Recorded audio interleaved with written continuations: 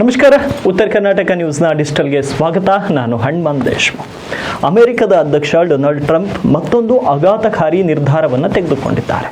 US ಅಧ್ಯಕ್ಷ ಈಗ ಶುಲ್ಕಕ್ಕೆ ಸಂಬಂಧಿಸಿದ ವಿಚಾರಗಳಲ್ಲಿ ಚಲನಚಿತ್ರೋದ್ಯಮವನ್ನು ಕೂಡ ಸೇರಿಸಿಕೊಂಡಿದ್ದಾರೆ. ಹೌದು, ಅಮೆರಿಕದ ಹೊರಗೆ ತಯಾರಾಗುವಂತಹ ಚಲನಚಿತ್ರಗಳ ಮೇಲೆ ಡೊನಾಲ್ಡ್ ಟ್ರಂಪ್ 100% ಶುಲ್ಕವನ್ನು ವಿಧಿಸಿದ್ದಾರೆ. ಇದು ಹಾಲಿವುಡ್ ಉದ್ಯಮದ ಮೇಲೆ ನೇರ ಪರಿಣಾಮ ಕೂಡ ಬೀರಬಹುದು. ಸಾಮಾಜಿಕ ಮಾಧ್ಯಮದಲ್ಲಿ ಪೋಸ್ಟ್ ಹಂಚಿಕೊಳ್ಳುವ ಮೂಲಕ ಟ್ರಂಪ್ ಈ ಮಾಹಿತಿಯನ್ನು ನೀಡಿದ್ದಾರೆ. ಈ ಕುರಿತಾದಂತಹ ಒಂದು ಪೋಸ್ಟ್ ಅನ್ನು ಹಂಚಿಕೊಂಡಂತಹ ಡೊನಾಲ್ಡ್ ಟ್ರಂಪ್ ಅವರು ಸಾಮಾಜಿಕ ವೇದಿಕೆ ಟ್ರೂತ್ನಲ್ಲಿ ಹಂಚಿಕೊಂಡಿದ್ದಾರೆ. ತಮ್ಮ ಪೋಸ್ಟ್ನಲ್ಲಿ ಟ್ರಂಪ್ ಅಮೆರಿಕದಲ್ಲಿ ಚಲನಚಿತ್ರೋದ್ಯಮವು ಬಹಳ ವೇಗವಾಗಿ ಸಾಗುತ್ತಿದೆ. ಇತರ ದೇಶಗಳು ನಮ್ಮ ಚಲನಚಿತ್ರ ನಿರ್ಮಾಪಕರು ಮತ್ತು ಸ್ಟುಡಿಯೋಗಳನ್ನು ಅಮೆರಿಕದಿಂದ ದೂರ ಸೆಳೆಯಲು ವಿವಿಧ ಪ್ರೋತ್ಸಾಹಕ ಯೋಜನೆಗಳನ್ನು ನೀಡುತ್ತವೆ.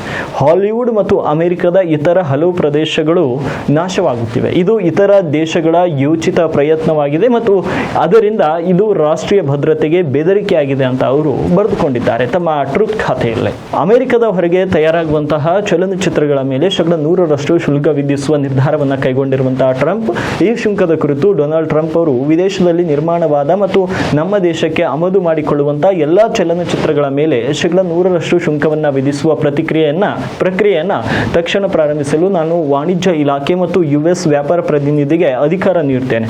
ನಾವು ಮತ್ತೆ ಅಮೆರಿಕದಲ್ಲಿ ಚಲನಚಿತ್ರಗಳನ್ನು ನಿರ್ಮಿಸಬೇಕು ಅಂತ ಬಯಸುತ್ತೇವೆ ಅಂತ ಹೇಳಿದ್ದಾರೆ. ಇನ್ನು ಅಧ್ಯಕ್ಷ ಡೊನಾಲ್ಡ್ ಟ್ರಂಪ್ ಅವರ 100% ಶುಲ್ಕ ನಿರ್ಧಾರವು ಹಾಲಿವುಡ್ ಮೇಲೆ ನೇರ ಪರಿಣಾಮ ಬೀರಲಿದೆ.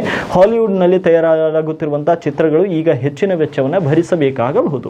ವಿದೇಶಗಳಲ್ಲಿ ತಯಾರಾಗುತ್ತಿರುವಂತಹ ಚಲನಚಿತ್ರಗಳಿಂದ ಅಮೆರಿಕಕ್ಕೆ ಹಾನಿಯಾಗುತ್ತೆ ಅಂತ ಟ್ರಂಪ್ ನಂಬುತ್ತಾರೆ. ಆದರೆ ಟ್ರಂಪ್ ಅವರ ಈ ನಿರ್ಧಾರದ ಬಗ್ಗೆ ನಿಮಗೇನು ಅನ್ಸುತ್ತೆ? ಕಮೆಂಟ್ ಬಾಕ್ಸ್ನಲ್ಲಿ ಕಮೆಂಟ್ ಮಾಡಿ ತಿಳಿಸಿ ಮತ್ತು ಈ ರೀತಿಯ ಲೇಟೆಸ್ಟ್ ಅಪ್ಡೇಟ್ಸ್ಗಳಿಗಾಗಿ ಚಾನಲ್ಗೆ ಸಬ್ಸ್ಕ್ರೈಬ್ ಮಾಡ್ಕೊಳ್ಳೋದನ್ನು ಮರಿಬೇಡಿ.